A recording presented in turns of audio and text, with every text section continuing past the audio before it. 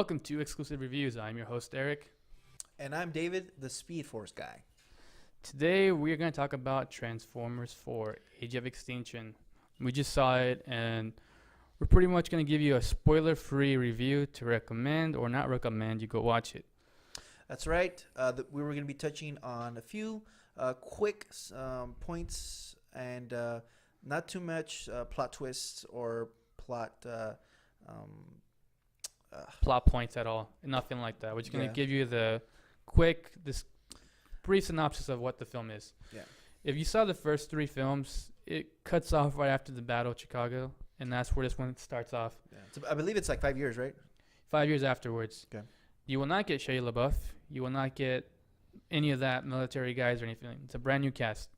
The only recurring characters are Optimus Prime and Bumblebee. Mm-hmm. Personally, I think Mark Wahlberg, he was what they needed. Shia LaBeouf. After the second one, I did not want to see him back. Yeah, I personally like Shia LaBeouf in the first movie. I found him annoying a bit in the first and the second. I'm sorry, the second and the third. But I did like Mark Wahlberg's role better. But as a robotics inventor, I didn't buy his role. Yeah, he's a very muscular inventor, but yeah, I mean, what was the last muscular inventor guy you seen? Yeah, Indiana Jones. Yeah, I guess. Archaeologist. Close enough. Close enough. Yeah, we'll give him that one. Anyway, as far as the film, it's a Michael Bay film.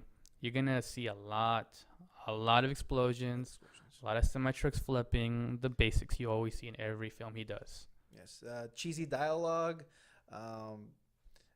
What else? Duration of the movie. Duration was very long. You forgot characters were weak.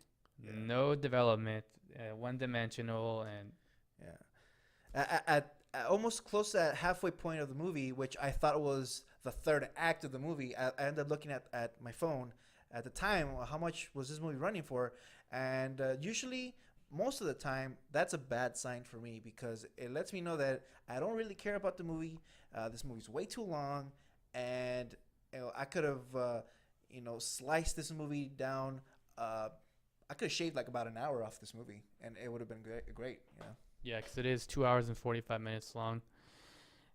Yeah, I mean, the middle really drags. Not much is going on. They explain a few things, but they could have easily not explained them, and you wouldn't really care either way, because the end was the end no matter what. Yeah, and the Dinobots, which were heavily advertised in the trailers, you don't get to see them until, spoiler alert, the last 20 minutes of the movie around there. And granted, when they came on screen, they were pretty good. I liked it. Cool.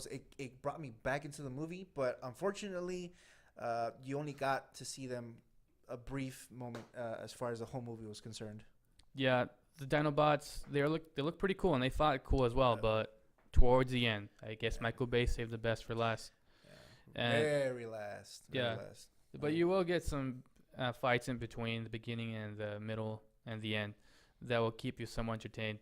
Now, the movie itself, it wasn't anything special. If you like the first three, it's the same thing. You get the same recipe. You get the same pretty much story or lack of story. Yeah, just be prepared. I mean, you are going to see a Michael Bay film. You are going to see a lot of explosions again, cheesy dialogue. So it is what it is. You're either going to like this movie or you're not. It all depends on your preferences. We personally did not find this movie any different than the other movies. So. Same thing. Yes. But, I mean, I saw it in 4D, which if you don't know what 4D is, it's you wear 3D glasses and your environment moves. Like there's mist, there's fog, there's air hoses, there's vibrating seats, and the seats actually get up, move up and down. It's cool. It works with this kind of film. But besides that, I was kind of getting bored with the story. Unlike me, who went to see it that same premiere night at around 10:45, the movie didn't end until like 1:30. So by the end of the movie, I was tired.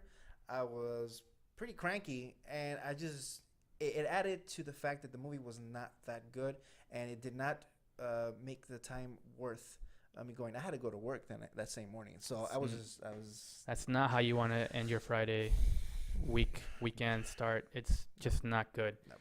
And my final review for this film, 10 being the highest, 1 being the lowest, I'm gonna give it a 5. And I am going to review this in a Optimus Prime voice and give this movie a 5 out of 10. There you go. It wasn't the worst movie we've seen. It was definitely not the best. No one's getting an Oscar for the performance, but it will entertain you somewhat throughout the whole film. Well, till next time, have a good one. This is Exclusive Reviews.